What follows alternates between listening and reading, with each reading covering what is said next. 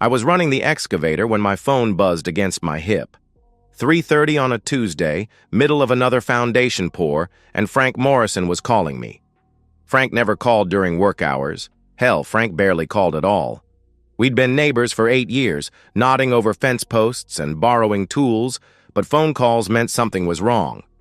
I shut down the machine and climbed out, hard hat tucked under my arm as I answered. "What's up, Frank?" I said into the phone. "Mike." His voice came back with that flat military tone he used when things got serious. 20 years in the Army had taught Frank to deliver bad news clean and quick. "You need to come home. Now." The construction site noise faded around me. "What happened?" "Emily, okay?" I asked quickly. "There's a black sedan in your driveway that ain't yours," he replied grimly. The words hit like a punch to the gut. 16 years of marriage, and I'd never questioned Emily's faithfulness. Not once. We'd built something solid together. Or so I thought. The house, the routine, the quiet comfort of knowing someone was waiting for you at the end of every hard day. "You sure it's not her sister's car?" I asked. Even as I said it, I knew it was bullshit. Sarah drove a white Honda, same one for 3 years. "Mike, I've been watching for 40 minutes.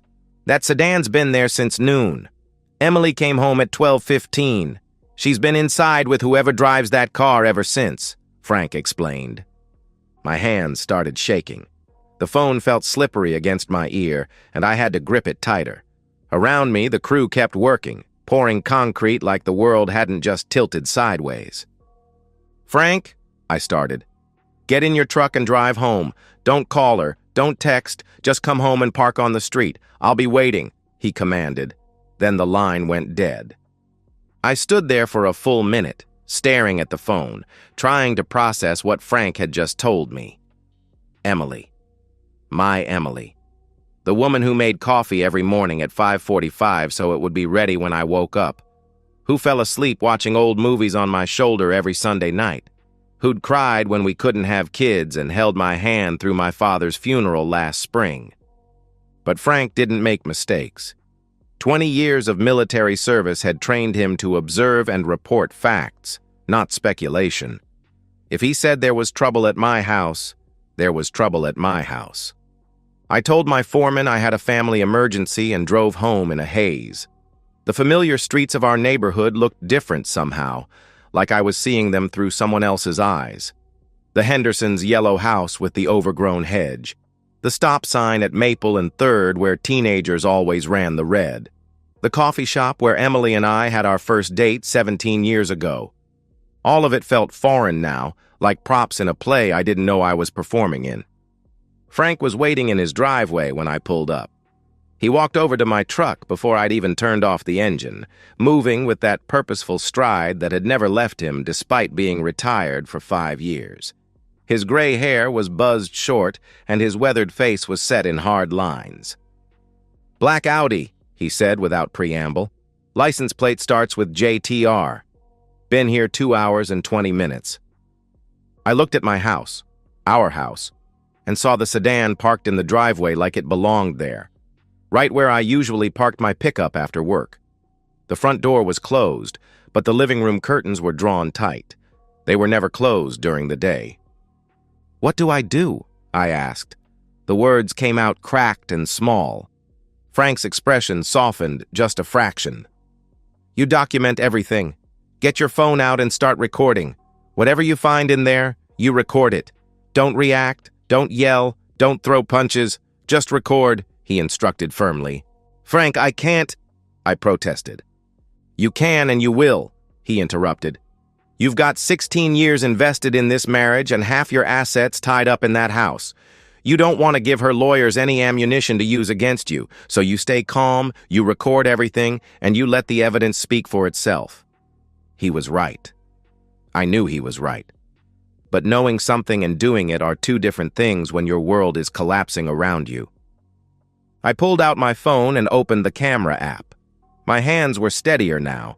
Something about having a plan, even a terrible one, helped focus my mind. "I'll be right behind you," Frank assured me. just in case. We walked across the street together, our footsteps loud on the asphalt. The afternoon sun was bright and warm, birds singing in the oak tree we'd planted for our 10th anniversary. Everything looked normal except for that black sedan sitting in my driveway like an accusation. The front door was unlocked.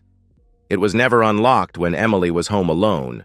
She was paranoid about security, always double-checking the locks before bed. But today, it turned easily under my hand. I started recording as I stepped inside. The living room looked normal except for the men's jacket draped over the back of my leather recliner. A jacket I'd never seen before, expensive-looking charcoal wool. On the coffee table sat 2 wine glasses, both half empty, next to a bottle of the good Cabernet we'd been saving for our anniversary next month. My throat tightened, but I kept the camera steady. A trail of clothes led from the living room toward the stairs. Emily's blue blouse, the one she'd worn to work that morning, crumpled on the hardwood floor. A man's dress shirt draped over the banister. Her black skirt at the bottom of the steps.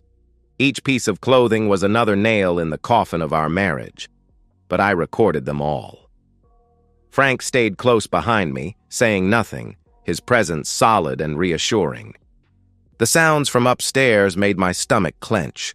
Low murmurs, rhythmic creaking, the unmistakable sounds of betrayal happening in the bed I'd shared with my wife for 16 years. I climbed the stairs slowly, recording every step, every sound. The bedroom door was half open, and through the gap I could see moving shadows on the wall. My wall, in my bedroom, in my bed. Frank's hand touched my shoulder briefly, not restraining, just reminding me he was there. I reached the door, took a deep breath, and pushed it open wide. Emily froze mid-motion when she saw me, her eyes going wide with shock and something that might have been fear. The man beneath her, dark-haired, maybe 40, someone I'd never seen before, jerked upright so violently he nearly threw her off the bed. "Oh, God!" Emily whispered in horror. "Mike, this isn't what it looks like."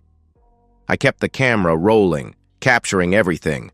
Her naked body scrambling for the sheets, his panicked face as he tried to cover himself, the rumpled bed where my wife had been with a stranger in the middle of a Tuesday afternoon.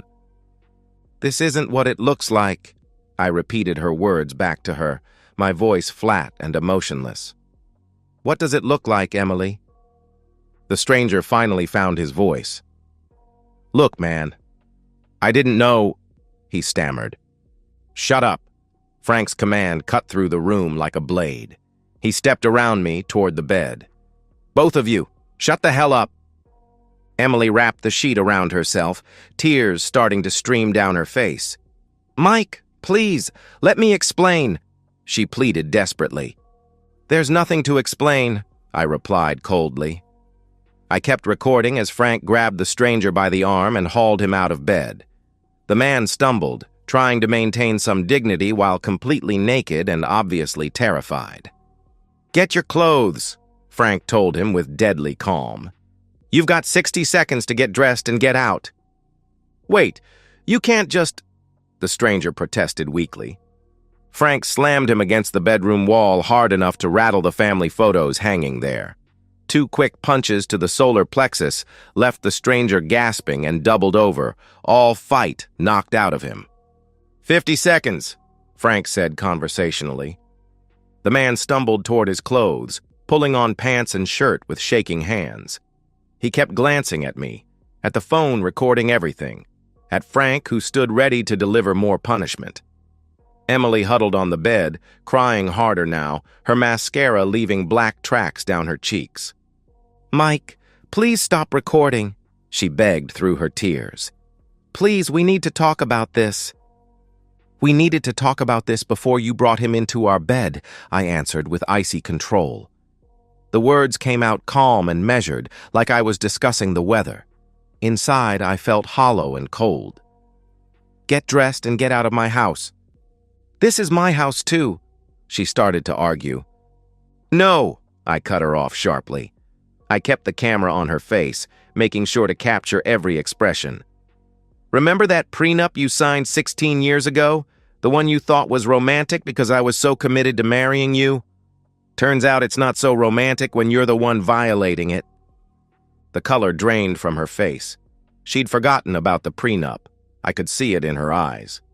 We both had, honestly. It had been my lawyer's idea, a standard protection for a man who owned his own house and had started building equity in a construction business. Emily had signed it without question, laughing about how paranoid lawyers were. The stranger finished dressing and stumbled toward the door. Frank followed him, not touching but making sure he understood the escort was non-negotiable. I heard them go down the stairs, heard the front door open and close. Through the bedroom window, I watched the man sprint across the lawn to his black Audi, not even bothering with dignity anymore. He fumbled with his keys, dropped them, picked them up, and finally got the engine started. The sedan backed out of my driveway fast enough to leave rubber marks on the concrete. He didn't look back. Emily was still crying, still wrapped in the sheet that smelled like betrayal and broken promises. "Mike, I'm sorry. I'm so sorry. This was a mistake. A stupid mistake.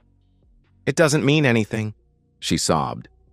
"You're right," I said, still recording. "It doesn't mean anything. Our marriage doesn't mean anything. The 16 years we spent together don't mean anything. The promises we made don't mean anything. So pack your things and get out." "You can't just throw me out," she protested weakly. "The house is in my name.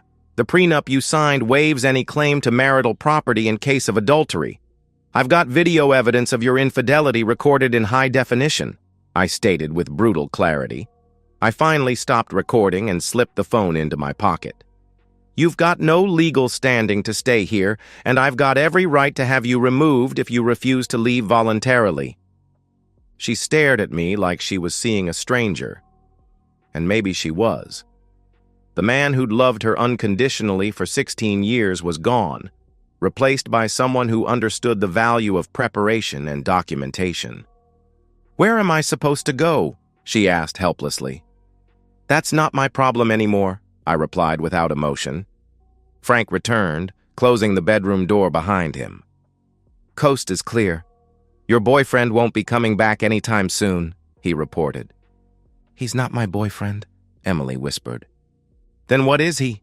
I asked directly. She couldn't answer, couldn't explain, couldn't justify what I'd walked in on. So she cried instead, like tears would somehow wash away what I'd seen and recorded. "Get dressed," Frank told her with firm authority.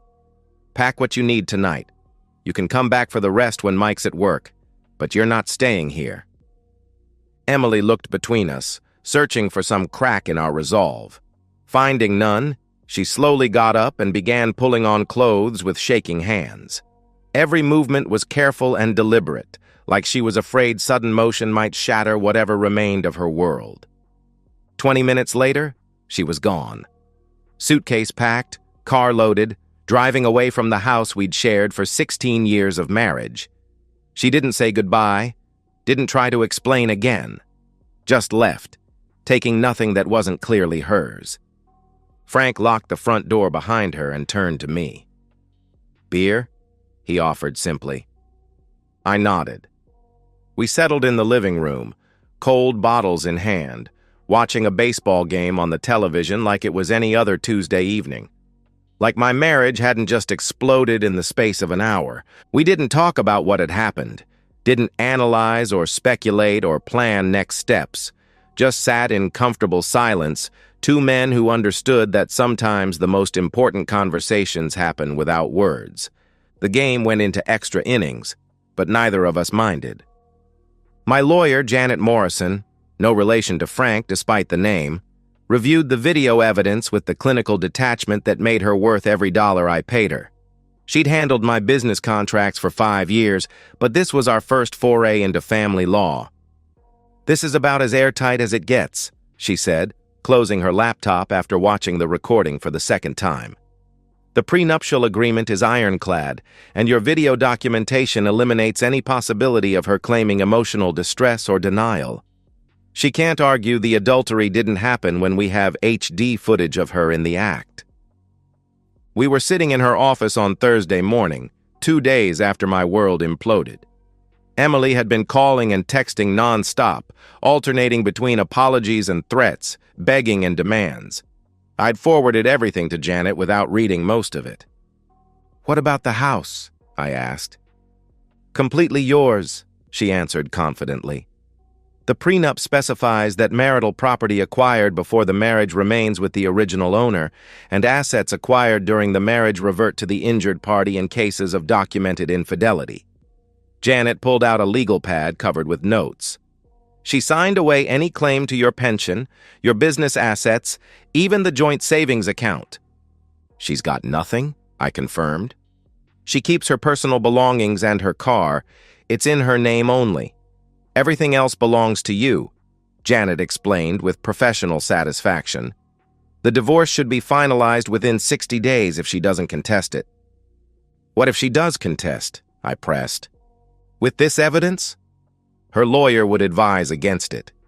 Any judge who sees this video will rule in your favor, and she'll end up paying both legal fees. She's better off accepting the settlement and moving on," she replied matter-of-factly. That afternoon, Emily's parents showed up at my house. Bob and Margaret Sullivan had been part of my life for 17 years, from our dating days through the wedding and all the holidays since. They'd always treated me like the son they'd never had. Now they looked ashamed and tired. "Mike," Bob started, his voice heavy with regret. "We came to apologize." I invited them in, offered coffee, they declined. We sat in the living room where Emily had entertained her lover just 2 days ago, the wine glasses long since washed and put away. "We raised her better than this," Margaret said, her eyes red from crying. "I don't understand how she could do such a thing to you, to your marriage." "She made her choice," I said simply. "We want you to know that we don't support what she did," Bob continued earnestly. "We told her she brought this on herself, that she has no right to expect forgiveness or sympathy. What she did was wrong, and she's going to have to live with the consequences." Their visit was brief but meaningful. Emily's own parents were publicly disowning her behavior, choosing to support me over their daughter. Word would spread through their church, their social circle, their extended family. Emily's reputation wouldn't survive the scandal.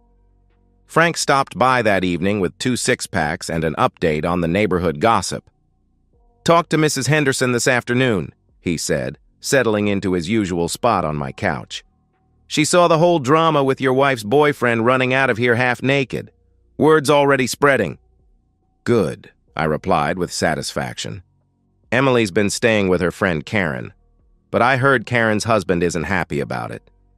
Something about not wanting his kids exposed to that kind of influence," Frank reported. "The social consequences were piling up faster than I'd expected. Emily's affair wasn't just destroying our marriage, it was destroying her entire support network. Friends who'd known us as a couple were choosing sides, and the video evidence made those choices easy. My phone buzzed with a text from Janet. Her lawyer called. She wants to meet tomorrow to discuss terms. Sounds like she's ready to cooperate." I showed the message to Frank, who nodded approval. "Smart move on her part. Fighting this would just make it worse for her," he observed. "Think she'll sign?" I asked. "She doesn't have a choice," he replied with certainty. "You documented everything, got evidence that can't be disputed, and her own family is backing you. She signs the papers and disappears quietly, or she fights it and gets humiliated in court." Frank took a long pull from his beer. "Either way, you win." The next morning, I met with Emily and her lawyer at Janet's office. Emily looked terrible, pale, exhausted, like she hadn't slept in days. Her lawyer, a nervous young man named Peterson, had clearly advised her that resistance was futile. "My client is prepared to accept the terms outlined in the prenuptial agreement," Peterson said without preamble. "She requests only that the proceedings remain as private as possible." "That's acceptable," Janet replied professionally. "Provided all assets are transferred without dispute and she vacates the marital home within 7 days." Emily signed the papers without looking at me once. Her signature was shaky, uncertain, nothing like the confident flourish she'd used on our marriage certificate 16 years ago. When it was over, she finally met my eyes. "Mike, she started softly. "Don't," I said quietly. "Just don't." She nodded and left with her lawyer, walking out of my life as quietly as she'd signed it away. The whole process took less than an hour. The divorce was finalized on a Friday morning in late March, exactly 58 days after I'd caught Emily with her lover. Judge Harrison reviewed the evidence, confirmed the prenuptial agreement, and granted the dissolution without comment or delay. Emily didn't contest anything, didn't ask for reconsideration, didn't even attend the final hearing. Janet handed me the decree with professional satisfaction. "It's done.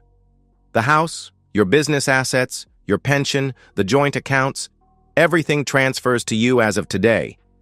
She keeps her car and personal effects, nothing else," she confirmed.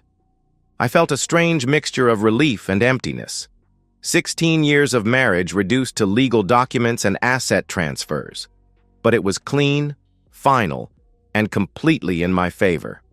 Emily's parents had been true to their word. At Sunday service the week before, Bob Sullivan had publicly apologized to me in front of the entire congregation, stating that his daughter had betrayed not just her marriage vows, but the values they'd tried to instill in her. The pastor, a kind man named Father Mackenzie, had offered his support and prayers for my healing. The social ostracism was swift and complete. Emily's book club expelled her. The charity organizations where she'd volunteered quietly removed her from their boards. Even the grocery store clerks who'd known us for years treated her with cool politeness when she came to town. The mysterious lover never reappeared. Frank had done some discreet checking. The license plate belonged to a rental car, paid for by a credit card tied to a business address 3 towns over. Whether he was married, single, or just a coward, he'd vanished completely after his humiliating encounter with Frank's fists. "Probably has a wife and kids," Frank speculated one evening as we watched the sunset from my back porch. "Type of man who runs naked from another man's house isn't the type to stick around and face consequences." Emily left town the day after the divorce was finalized. I heard from Mrs. Henderson that she'd loaded her car with boxes and suitcases, leaving behind even the furniture that had technically been hers. She didn't say goodbye to anyone, didn't leave a forwarding address, just drove away like she was fleeing a crime scene. In a way, she was. I spent Saturday afternoon changing the locks, more for psychological closure than security. Every key, every access code, every way she'd once entered my life was now sealed off. The house was truly mine now, legally and practically. Sunday evening, I sat in my kitchen reviewing bank statements and legal documents. The joint accounts had been substantial. Emily had been a good saver, I'd give her that. Her teacher's salary wasn't huge, but she'd contributed faithfully to our shared goals. Now those savings were mine entirely, along with the house, my business, and 16 years of accumulated assets. The prenup had protected everything. The video evidence had made her lies impossible. Frank's intervention had eliminated any threat from her lover. My lawyer's expertise had expedited the process. Every piece had fallen into place exactly as it should. Frank knocked on the back door around 8 o'clock, carrying a bottle of good whiskey and wearing a satisfied expression. "Figured we should mark the occasion properly," he said, setting the bottle on my kitchen table. "Complete victory deserves proper celebration." We drank to justice served and lessons learned, to the value of preparation and the importance of loyal friendship, to the truth that some betrayals can't be forgiven, only punished. The whiskey was smooth and expensive, nothing like the cheap beer we usually shared. It felt appropriate for the moment, a toast to endings and new beginnings, to the closing of one chapter and the opening of another. "What's next?" Frank asked as the bottle emptied. I looked around my kitchen, my house, my life reclaimed and secured. "Whatever I want," I said with quiet satisfaction. "That's the beauty of a clean break. No complications, no entanglements, no one to answer to but myself. Frank nodded approvingly. Freedom earned through smart planning and decisive action. Your old man would be proud, he observed. He was right. My father had been a practical man who believed in preparation, documentation, and following through on consequences. He'd taught me to think strategically, to protect what was mine, and to never let anyone take advantage of my trust twice. Emily had counted on forgiveness, on emotional reaction, on the assumption that 16 years of marriage meant something more than legal contracts and recorded evidence. She'd been wrong about all of it. The house was quiet after Frank left, but it wasn't empty. It was mine, completely and legally mine, filled with the satisfaction of justice served and the peace that comes from knowing the truth had prevailed. I went to bed that night in clean sheets, in my own house, with no secrets or lies poisoning the air. For the first time in months, I slept without dreams. 3 months later, Frank and I have settled into our ritual. Every Friday at 6:30, we sit on my front porch with cold beer and watch the quiet street. The neighborhood hasn't changed much. Same houses, same families, same peaceful rhythm of suburban life. But everything looks different now through the lens of hard-earned wisdom. The black sedan never returned. Emily never returned. The coward who'd fled my house naked and terrified never showed his face in our town again. Some problems, handled decisively, solve themselves permanently. My construction business is thriving. Word somehow spread that I was a man who handled betrayal with intelligence rather than emotion, who planned strategically and followed through on consequences. Clients respect that kind of character, and my reputation for reliability has never been stronger. The house feels more like home now than it ever did during my marriage. No hidden lies, no secret resentments, no wondering what was happening while I worked late at job sites. Just honest space for an honest man to live an honest life. Frank takes a long pull from his beer and nods toward the Hendersons' house, where their teenage daughter is saying goodbye to her boyfriend on the front steps. Kid's got good sense, he observes approvingly. Keeping things visible, above board. The way it should be, I agree. We don't talk much during these Friday sessions, but we don't need to. We've both learned the value of loyal friendship forged through shared crisis. Frank saw trouble coming and warned me. He helped me gather evidence instead of acting on emotion. He eliminated the threat when it needed eliminating. That kind of loyalty can't be bought or faked. The sun sets behind the oak trees, casting long shadows across the street where I once lived, lies without knowing it. Now I live truth, documented and verified, with a friend who understands the importance of watching out for each other. Sometimes Emily's parents drive past on their way to evening church services. Bob always waves. Margaret sometimes nods. They've never asked about their daughter, never mentioned where she went or what she's doing now. Some chapters close completely when they end. At 7:30, Mrs. Henderson brings out her garbage cans for tomorrow's pickup. Mr. Peterson walks his dog past our house, stopping to chat about the weather or the latest city council meeting. Normal life continuing normally, the way it should when everyone's honest about who they are and what they want. Frank finishes his beer and stands to leave, same as every Friday. Good week, he says simply. Good week, I agree.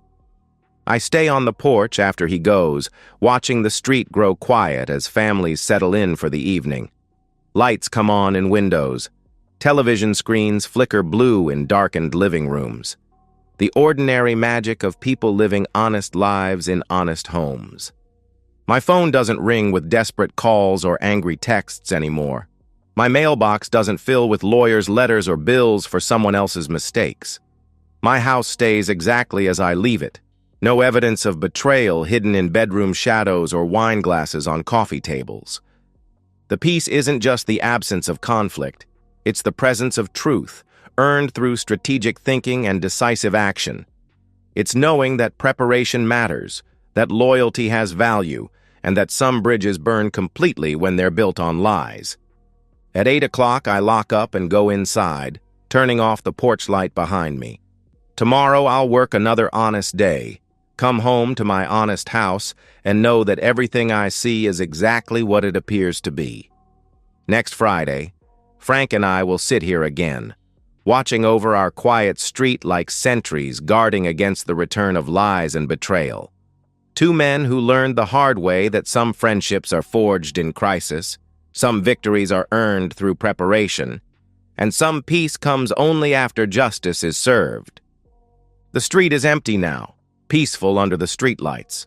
No black sedans, no hidden threats, no secrets waiting to destroy what took years to build.